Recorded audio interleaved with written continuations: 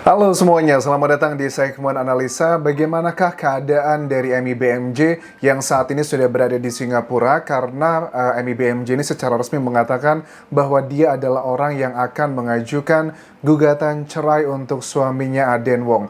Padahal di video yang viral pada saat Emi BMJ berada di sebuah rumah sakit di kawasan Jakarta Selatan, kemudian terjadi tarik-menarik. Video yang viral tersebut itu dikatakan bahwa Aden Wong itu sudah berjanji sama Emi bahwa nggak usah khawatir, nanti aku akan segera kirimkan berkas-berkasnya untuk pengajuan surat cerainya. Tetapi sampai Emi BMJ di wawancara terakhirnya mengatakan nggak ada tuh surat yang saya terima untuk proses cerai secara proper di pengadilan Singapura. Makanya Emi BMJ pulang ke Singapura untuk mengurus semuanya. Di samping mengenai hal tersebut, ini juga ada satu hal yang sangat bertolak belakang dengan statement Aden Wong pada saat diwawancara di sejumlah podcaster. Dia mengatakan begini mengenai keuangan.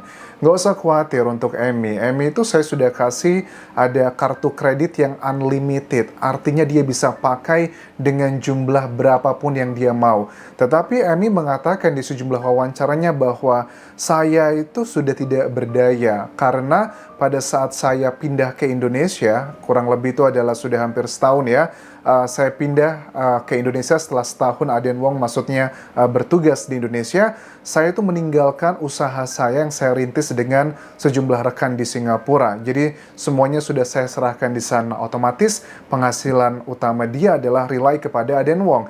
Dan dikatakan juga pada saat saya beberapa minggu katanya setelah melahirkan putra terakhirnya, itu kan saya diusir dari rumah utama kami. Saya tuh diminta pergi dari rumah tersebut dan dugaannya dia tinggal di sebuah apartemen yang dulunya apartemen ini adalah tempat tinggalnya, dugaannya adalah Tisa Erni yang diduga adalah orang ketiga dalam rumah tangga ini. Tetapi pada saat dia tinggal di sana, justru Tisa Erni yang pindah ke rumah utama. Dikatakan juga Daviana mantan pekerja dari Aden Wong yang di-hire langsung oleh Aden Wong untuk ngebantu putra keduanya karena dinilai memiliki kesulitan dalam segi kayak kepercayaan diri, ngebantu untuk urusan akademik.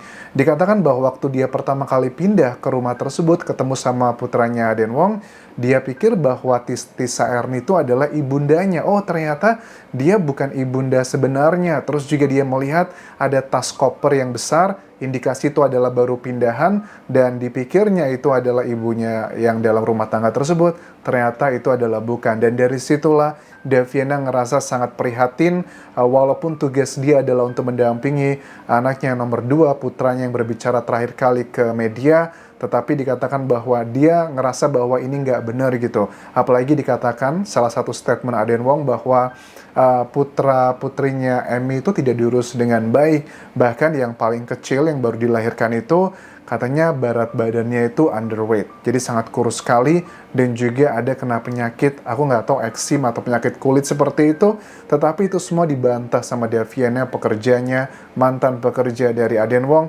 itu semua adalah bohong. Bayinya tuh sehat walafiat, baik-baik saja semuanya, dan saya itu memang ngebantu untuk mencarikan apartemen untuk Emi yang tidak jauh dari lokasi tersebut, tidak terlalu jauh tapi juga tidak terlalu dekat, artinya biar bisa dikontrol seperti itu. Nah, kemudian beberapa keterangan terbaru lagi dari Emi BMJ ini adalah saya tidak punya uang cukup saat ini untuk melakukan banyak hal. Kalau dibilang bahwa saya diberikan kartu kredit unlimited, itu semua tidak benar. Dan dikatakan juga bahwa kenapa sih kok Aden Wong ini takut sekali, kenapa dia tidak memfile secara resmi untuk berkas-berkas perceraiannya di Singapura, karena secara hukum ya Emi memang sudah mendapatkan permanent resident ya di Singapura, tapi dia katanya masih warga negara Korea Selatan. Dan suka tidak suka, dimanapun kita tinggal, yang namanya sebuah negara itu biasanya lebih cenderung adalah membela warga negaranya, yang bukan sekedar PR ya, permanen resident di sana. Kita nggak tahu apakah PR di Singapura tuh boleh double identity atau enggak, itu urusan yang lain. Tetapi kalau aku analisis di sini dibandingkan juga ada beberapa ahli hukum yang mengatakan bahwa ada potensi sangat kuat Tisa Erni ini juga akan bisa terkena pasal berlapis, pasal penculikan, perlindungan anak, provokasi, dan mungkin perzinahan juga bisa dikenakan dan ini hukumannya bisa di atas 10 tahun penjara. Nah, kalau ini terbukti di pengadilan Indonesia karena Tisa Erni kan warga negara Indonesia, lokasi kejadiannya juga di Indonesia. Jadi kemungkinan besar ini sidangnya harus di Indonesia untuk Tisa Erni kalau ada pelaporan yang harus dilaporkan secara hukum. Dengan adanya laporan ini ke Tisa Erni, kemudian nanti sudah ada putusan ingkrah, ini bisa menjadi salah satu alat bukti untuk persidangan di Singapura yang akan menguatkan Emi BMJ. Kenapa? Dari pihaknya Aden Wong ini kesannya dia lari gitu dari Emi. Kenapa dia ketakutan? Dia lari ke Malaysia, bersembunyi di beberapa area hotel, pindah-pindah. Memang Emi BMJ sebegitu kuatnya ya. Menurut aku sih ini adalah strategi yang dipakai oleh Aden Wong untuk mendapatkan simpati masyarakat dengan cara membiarkan putra-putrinya berbicara hal-hal yang negatif terkait dengan Emi yang sudah aku bahas di video-video sebelumnya. Apa-apa saja poin-poin tersebut. Dan hal tersebut juga itu bisa meringankan nanti sebagai alat bukti di persidangan di pengadilan Singapura. Karena di Singapura kan pengadilannya begitu sangat straightforward, terus juga penegakan hukumnya atau enforcement-nya itu sangat tinggi sekali.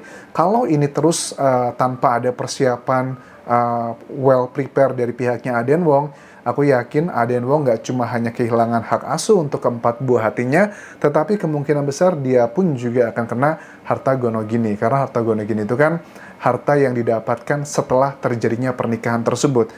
16 tahun Emi menikah dengan Aden Wong, itu artinya hampir seluruh harta yang dimiliki Aden Wong tuh dikategorikan adalah milik bersama.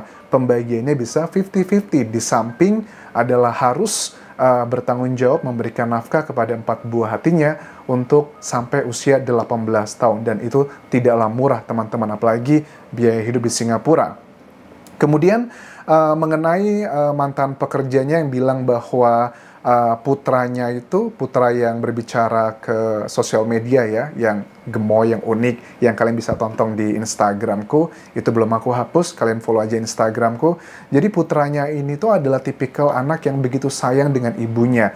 Bahkan ibunya bilang begini, Emi ya, di wawancaranya di Trans TV, bahwa anak saya itu yang kedua pernah ngomong gara-gara waktu saya lagi ribut dengan Aden Wong, dia bilang begini, maaf mami, aku nggak bisa ikut kamu ya karena kamu nggak punya uang. Nanti kalau saya sudah kerja, aku akan belikan rumah mami. Ini adalah momen di saat Emi itu diusir dari rumah utamanya oleh Aden Wong. Dalam peristiwa ini kalian juga harus ingat bahwa keluarga dari Aden Wong itu yang pindah dari Singapura setelah setahun Aden Wong tinggal di Jakarta, itu bukan cuman Emi dan juga ketiga buah hatinya saat itu, tetapi juga adalah dua orang tuanya, ibu bapaknya dari Aden Wong juga ikut pindah di sini. Artinya apa? Maksudnya kita bisa melihatnya.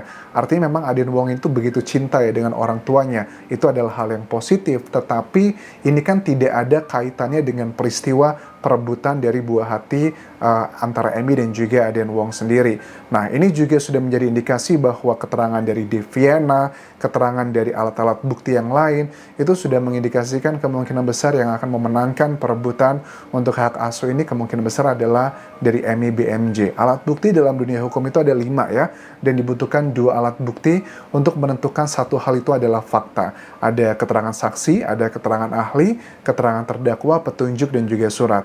Aku yakin juga nanti karena ini berhubungan dengan anak di bawah umur, pasti akan ada keterangan dari keterangan ahli. Misalnya psikologi atau psikolog, psikiater yang berada di Singapura akan melihat apakah testimoni yang akan diberikan oleh putra-putri mereka ini valid, kredibel atau tidak. Karena dengan background kalau dalam dunia hukum ada saksi khusus ya, saksi spesial kalau mereka di bawah umur itu harus dengan pendampingan yang kuat dan belum tentu semua keterangannya bisa diambil. Karena kan kadang anak-anak itu kalau kita kasih fakta sebagian, tidak semua, kita menganggapnya wah ini jahat. Misalnya kayak kita mungkin dicubit sama ibu kita atau sama bapak kita.